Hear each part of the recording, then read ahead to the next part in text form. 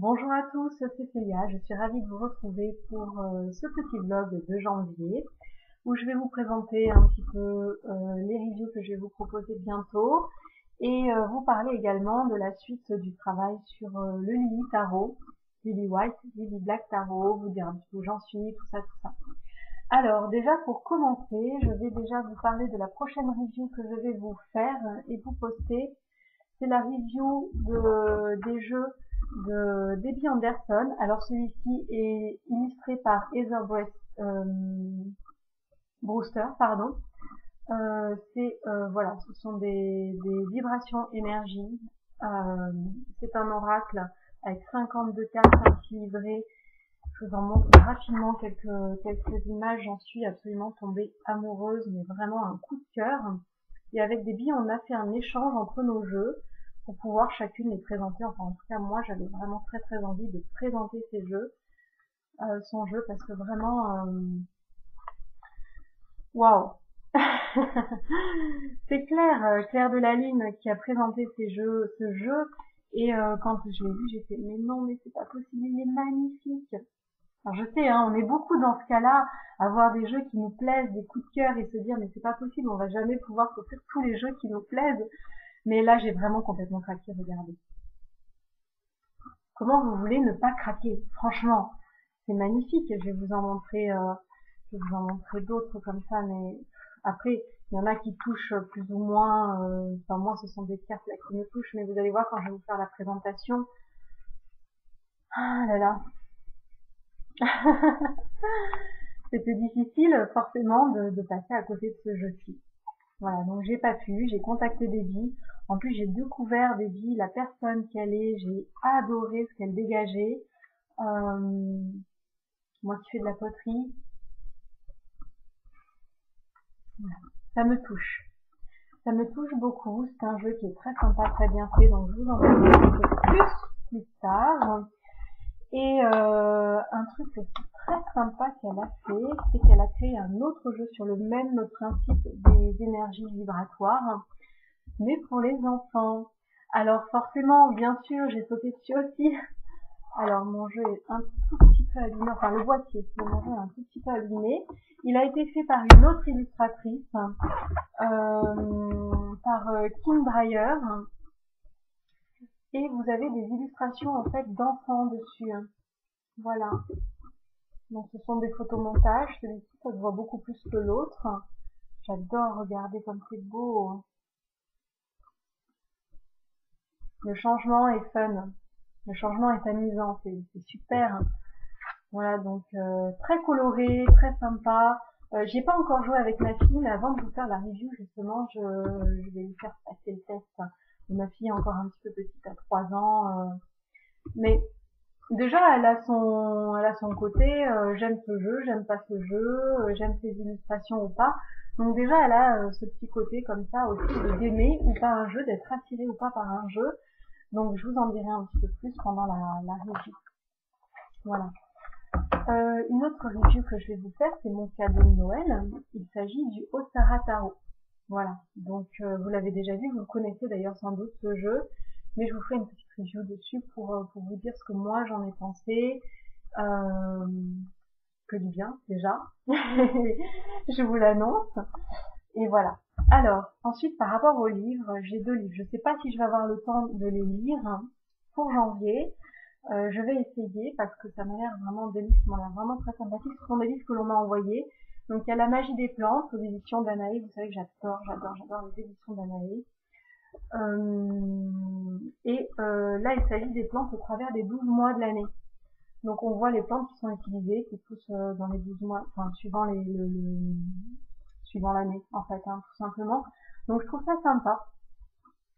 Je vous parlerai aussi de la cuisine week-end. Je voulais vous faire la review pour décembre. Et bon, vu ce qui s'est passé en décembre, vous comprenez que j'ai eu d'autres préoccupations. C'est pour ça aussi que j'ai un petit peu peur de ne pas avoir le temps aussi en janvier parce que les événements font que je me retrouve avec beaucoup de choses à gérer et que je priorise principalement forcément ce que je dois faire hein, en tant que fille, en tant que fille, Pour ceux qui n'ont pas vu ma review, vous ne comprendrez. Pour ceux qui n'ont pas vu mon vlog précédent de décembre, vous ne comprenez pas. En tant que fille de mon père, je veux dire, j'ai des choses à gérer. Enfin, en tant que fille, comme garçon-fille, en tant que simplement fille de eau, terre, feu et air de Scott Cunningham, aussi aux éditions d'Anaé. Alors forcément celui-là, j'ai très très envie de le dévorer. Je pense que d'ailleurs je commencerai par celui-là avant de commencer par la magie des plantes. Qu'est-ce que j'ai d'autre? J'ai La vie secrète des arbres que l'on m'a offert pour mon anniversaire. Alors, c'est un livre, ça je suis sûre de le lire. Hein. Quoi qu'il arrive, je vais le lire. Je vais peut-être en tant que en tant que flemmarde, peut-être que je vais commencer déjà par regarder la vidéo qui va sortir justement sur ce livre, et puis et ensuite me pencher sur le livre. Je vais voir si j'ai le temps ou pas de m'y pencher avant, mais sinon je ferai ça. Oups, j'ai tout qui tombe. Et j'ai ce livre aussi qui me parle beaucoup, transmettre ce que nous apportons, ce que nous apportons les uns les autres. Donc voilà, il y a plusieurs personnes qui ont écrit ce livre. Je vous ai déjà présenté des livres comme ceci. D'ailleurs, on retrouve Mathieu Ricard, Ilios Retsou, Christophe André, etc. Donc ce sont des personnes que je vous ai déjà présentées dans d'autres livres. Et voilà, je pense que là, je vais me consacrer à ça, et je vais principalement donc me consacrer à la création de mon jeu, parce que ça me fait énormément de bien, vraiment de penser à mon jeu, d'être dans le côté créatif et tout. Voilà, c'est vraiment du plaisir pour moi. Ça me permet de m'évader aussi, de lâcher un petit peu sur tous les soucis du quotidien, sur toutes les choses à faire et tout. Et j'avoue qu'en ce moment, ça me fait vraiment du bien de me replonger justement dans mon jeu. Et je vais vous montrer où j'en suis, parce que j'ai terminé tout le crayonné de la série des épées en noir et blanc. J'ai pas encore mis les couleurs. De toute façon, je dois les scanner d'abord en noir et blanc. Donc je vous montre un petit peu comme ça. Donc là, vous reconnaîtrez le LACP, bien sûr, avec cette idée de cauchemar, etc. Et par derrière, vous voyez, j'ai écrit un petit peu tout ce que la carte, justement, tout ce dont la carte m'a inspiré pour créer l'illustration. Donc ça, je pense très certainement vous faire peut-être un petit livre à côté. Par contre, j'ai presque terminé également les crayonnés, enfin, la version noire et blanche. La version noire, pas la version blanche. La version blanche, elle est pas tout à fait finie, et voilà. Donc ça, c'est la version noire avec les couleurs. On voit pas très bien. C'est du jaune. Et vous voyez, par exemple, les écus, là, vous avez du bleu et du jaune. On voit pas très bien le jaune. C'est ma webcam qui fait ça. Donc voilà. Donc je vous montre un petit peu la suite noire.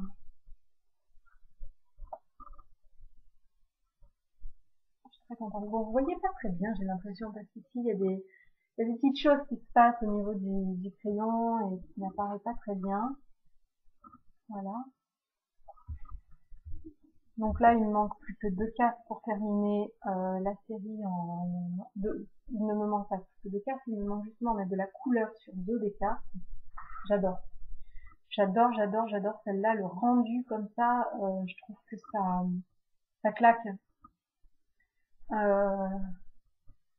Et ça fait limite un peu peur, mais justement, je trouve que ça va tellement bien, en fait, dans le thème. Enfin, je trouve ça génial.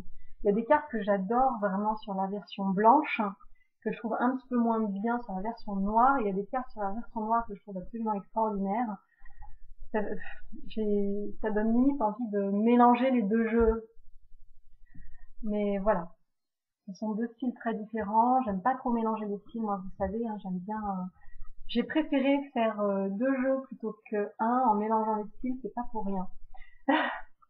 Donc là, la version 10, c'est le 10 d'épée qui m'a donné tant de mal, beaucoup de difficultés vraiment à faire cette illustration, parce que très chamboulante d'un certain côté pour moi, compte tenu des événements, et puis en même temps, Il y avait des notions absolument que je voulais mettre dans ce 10 d'épée que je n'arrivais pas à faire. J'ai eu énormément de mal pour faire ce 10 d'épée et j'ai été merveilleusement inspirée par notre belle mystique. Voilà, on a eu un partage extraordinaire dessus, sur cette carte-là, qui m'a complètement tout débloqué et je suis très satisfaite du résultat.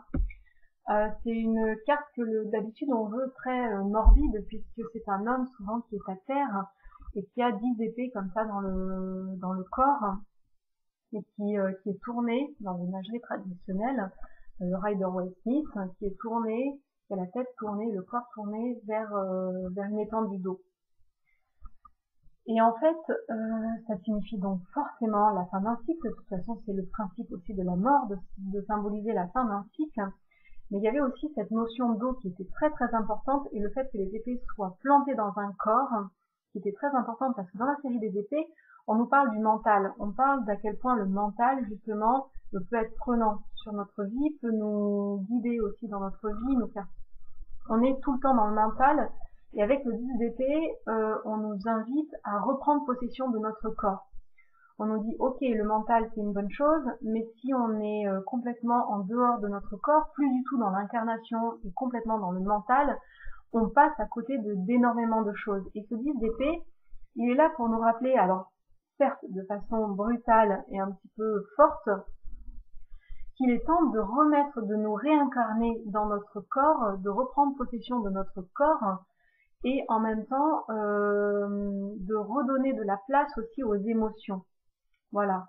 Le mental était devenu trop fort, avait pris trop de place, il y avait un déséquilibre complet qui s'était fait et on doit se recentrer, se réancrer à la terre et refaire entrer des émotions dans notre corps. Voilà pourquoi j'ai fait 2 épées. Alors cette épée ici en forme de comment ça s'appelle, d'éclair, justement pour le côté fort, hein, le côté brutal, force un petit peu qui nous arrive, qui nous tombe dessus, et les symboles ici de la terre et ici de l'eau qui vont se planter dans ce crâne et qui du coup plaquent le crâne à la terre. Et là, il est posé sur la terre et l'épée traverse le crâne et va jusqu'à s'enfoncer dans la terre. Ça nous oblige, en fait, cette carte, elle nous oblige à retourner à la matière, à retourner à la terre et à refaire entrer, à nous reconnecter à notre corps et à refaire rentrer les sentiments, en fait, dans notre corps. Alors, c'est une carte qui fait souvent très peur, et qui pourtant a une symbolique. Vous voyez, quand on l'exprime et quand on l'explique comme ça, la symbolique, malgré le côté brutal de la chose, de la façon dont ça va nous tomber dessus, sans doute, cette obligation de la vie de se reconnecter à la terre et aux sentiments, eh bien, c'est quelque chose de très positif parce que c'est ce qui va nous permettre de retrouver un équilibre dans notre vie. Un équilibre que l'on avait perdu, on était déséquilibré parce qu'on était uniquement dans notre tête. Voilà. C'est ça qui était super important, que je voulais absolument remettre, je voulais pas du tout rester dans le côté, dans le Rider-Waite, on a ce côté trahison, ce côté fin de cycle, mais on nous explique pas trop pourquoi, qu'est-ce qui se passe derrière. On a une notion qui est beaucoup plus élargie avec le tarot de Marseille, et je voulais un petit peu rallier les deux. De toute façon, il y a beaucoup de choses dans mon tarot où j'essaie un petit peu de rallier Marseille et Rider-Waite. C'est pour ça que j'ai pas mis vraiment de personnages. Les personnages sont dans les arcanes majeurs. Vous le savez, vous l'avez vu, hein, derrière moi, il y a beaucoup de personnages. Après, j'ai quand même une vision qui est très chamanique de la chose, donc forcément, j'y ai intégré des animaux. Les personnages, vous les retrouvez également dans les cours, hein, dans les personnages de cours. Mais sinon, dans les séries, vous voyez, vous avez des animaux. Donc, vous avez l'aigle qui va être présent. Voilà, là, ce sont les 2 cartes encore où il me manque la couleur. Mais vous avez ce personnage de l'aigle qui est récurrent dans la série des épées et qui est un petit peu mon personnage pour la série des épées. Voilà. Donc voilà un petit peu la façon dont je travaille, et puis voilà. Ça va pas vous... Voilà. Donc voilà, je suis en train de finaliser la couleur sur la série noire et blanche. Et je vais scanner tout le travail sur fond blanc au crayonné et ensuite mettre les couleurs dessus. Voilà. Donc, je crois que je vous les ai tous montrés, hein, c'est en noir.